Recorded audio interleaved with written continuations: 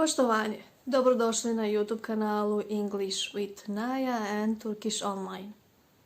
Davno nas nije bilo i dolazili smo do nedoumice da li da nastavimo ovaj kanal ili ne.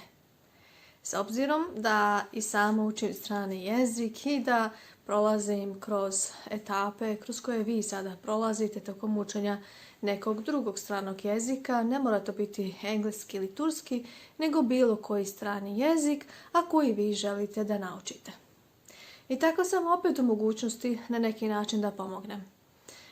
Ljudi obično počinju od kritike, ko je ova, šta će ova u javnosti, šta će kao pod hidžabom, zašto u njenim snimcima postoji muzika, i da bih odmah to skratila, da budem iskrena, ne interesuje me, ali ipak ću biti fair pa ću neke stvari kazati. Dakle, editovanje snimaka, zvuci i sve ostalo i unošenje nekih elemenata muzike je bilo jednostavno i jedna vrsta moranja, zato što postoji nešto što se zove set prihvaćenih pravila ili jednostavno, da ne kažem samo to, nego prikrivanje nekih drugih nedostataka. A to su kao, na primjer, zvuci koji dolaze s vani, odnosno mikrofoni.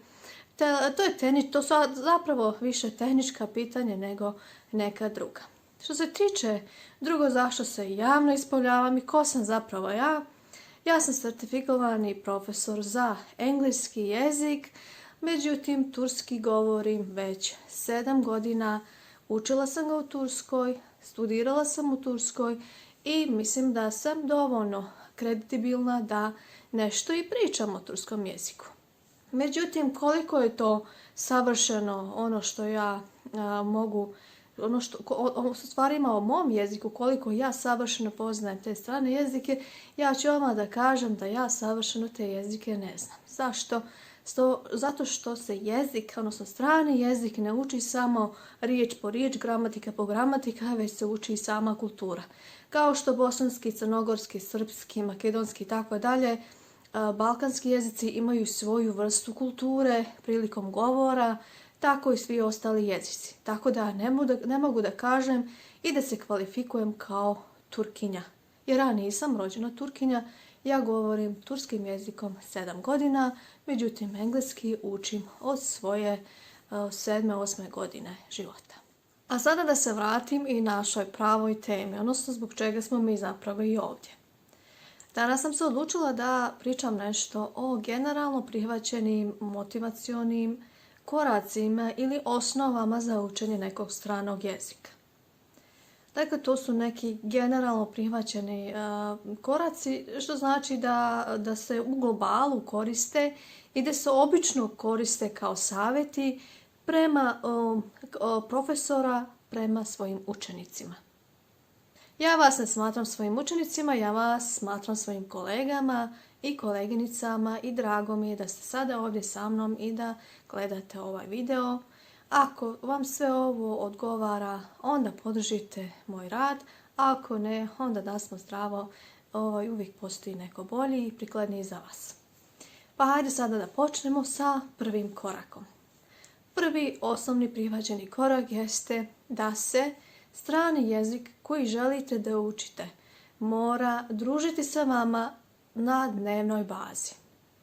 Dakle, svakodnevno morate se slušati, čitati, pisati taj jezik koji želite da naučite. I to je stvar koja se radi u kući. Recimo, možete učiti čitati kući. Ali šta je sa onim kada izađete vani? Dakle, jedno jeste pod A da se uči u kući, dakle da se svakodnevno nešto piše, sluša i tako dalje. A drugo pod B jeste da se izađe vani i razgovara na tom jeziku. E sada, ono što je idealno i ono što svako kao idealno smatra jeste ako ste u mogućnosti da živite u zemlji u kojoj se govori samo s tim stranim jezikom koji vas zanima, onda bi to bilo najbolji način da se nauči. Zašto? Zato što vjerovatno u kući ili možete živjeti s nekim drugim, odnosno imati cimere, docimere i tako dalje, ili pak prijatelje s kojima non stop možete da razgovarate na tom jeziku. Međutim, vani svakako se taj jezik i priča, pa ćete morati, htjeli u marketu, u bolnici, bilo gdje, da koristite taj isti jezik. Dakle, to bi bilo nešto idealno, da se okružite s ljudima koji samo govore tim jezikom i naravno da ste vani, odnosno da ste primorani da u nekom okruženju kažete nešto na tom stranom jeziku. Sada nije svako mogućnosti da pođe u državi u kojoj se govori taj jezik koji želi da nauči. I sada su ove korone mjere, tako da je još teže to nešto postići. Kako sada to uraditi, a da ne napustimo svoju granicu? Tako što ćemo dnevno uzeti, dakle, kao što sam rekla, čitati, pisati, slušati taj jezik. Dakle, ako vam je kompjuter na srpskom ili bosanskom, promijenite ga na engleskom, turskom ili nekom drugom jeziku koji vas zanima. Drugo jeste da vaši telefoni, televiziji to budu također programirani na stranom jeziku. Televizija naravno da bude prešaltana na jeziku koji vas zanima. Tako ako želite učiti kineski, neka vaši programi budu samo na kineskom. A naravno, ako ne živite sami, vi programirajte makar vaše vrijeme za taj jezik koji želite da slušate. A što se tiče onoga vani, eto sada vani možemo iskombinovati sa različitim aplikacijama, pa dakle možete i skinuti aplikacije koje zahtijevaju od vas javno javljanje i razgovor na stranom jeziku. S obzirom da milione, znači koliko samo ljudi na svijetu želi učiti taj isti jezik koji vi želite da učite, tako da možete zajedno da se povežete. A naravno, i ako imate mogućnosti da naiđete na stranca koji govori tim jezikom, to bi bilo još bolje, zato što biste mogli praktikovati malo i pričati na tom jeziku. I upravo dolazim do drugog koraka kao prihvaćena činjenica o učenju stranog jezika, a to je da je jezik stvoren za komunikaciju. Jezik je sredstvo za komunikaciju među ljudima. Dakle, ako ne govorimo, ne razgovaramo s nikim, taj jezik ostaje samo za sebe. I to nije dovoljno da mi budemo prihvaćeni kao oni koji znaju taj jezik dobro. I ako vi mislite da ga znate, tokom razgovora ili ako dođete u situaciji da ga upotrijebite, vi dolazite do nemogućnosti izgovora, nesjećanja riječi, gramatiku griješite i na kraju to dovodi do samouništenja, to jeste da gubite. I sada dolazimo do četvrtog osnova za motivaciju ili za učenje nekog jezika. A to je da se jezik sastoji od 4 komponente. Dakle, pričanje, slušanje, pisanje i gramatika. Ne možemo učiti jezik ako samo se osvrćemo na gramatiku. Međutim, postoje jezici čija je osnova 70% samo gramatika, kao što je slučaj sa turskim jezikom. A naravno, učenje novih riječi, pričanje tih istih riječi i pisanje su nerazdvojni elementi svakog jezika. Dakle, ako se samo fokusiramo na pisanje, a i ne i na slušanje, mi ćemo propustiti i izgovarati te riječi pogrešnim akcentom ili uopšte pogrešno. Nije problem u akcentu, već je problem u izgovoru slova u toj riječi. Dakle, možemo pogriješiti neko slovo i promijeniti značenje same riječi. Dakle, da je pisanje i slušanje istovremeno povezano. I učenje riječi, naravno. Učenje tih istih riječi koje pišete i slušate. Međutim, gramatika je ono što će spojiti svo to vaše znanje o riječima i ostalim, znači i to slušanje i pričanje i sve ostalo. Gramatika jeste kao neki buter koji će spojiti sve elemente u kuhinji, recimo kada kuvate. Dakle, svi komponenti su neizostavni, tako da se morate fokusirati, nažalost, na sva 4 komponenta. Ne mogu reći učite samo gramatiku da budete dobri u tome, učite samo riječi, učite samo, slušajte samo jezik, iako je sve to na kraju i moguće. Znate zašto? Jezik se može učiti samim slušanjem. Slušanjem se dovodi do toga da se komplet rečenice bukvalno zapamte. A šta se donosi pričanjem? Pričanjem iznosimo to naše naučeno stanje vani. Dakle, mi provjeravamo naše znanje tako što ćemo ga iskazati riječima. Ako sam zapamtila jednu riječ, ja je moram izgovoriti. A na kraju pisanje je ono što će dovesti da se to više nikada ne zaboravi. Znate, ono što je zapisano, to je vječno. I sad dolazimo do 4. komponente u motivaciji i osnovi učenja jezika, a to jeste jedan važni faktor, a to je da strah sprečava učenje. Dakle, strah sprečava učenje stranog jezika. Šta to znači? Mi obično osjećamo jednu vrstu straha kada se susretnemo sa osobom koja govori strani jezik, a koji mi trenutno učimo, pa kažemo nismo baš spremni i sumnjamo u sebe da možemo. To je nešto što se zove strah.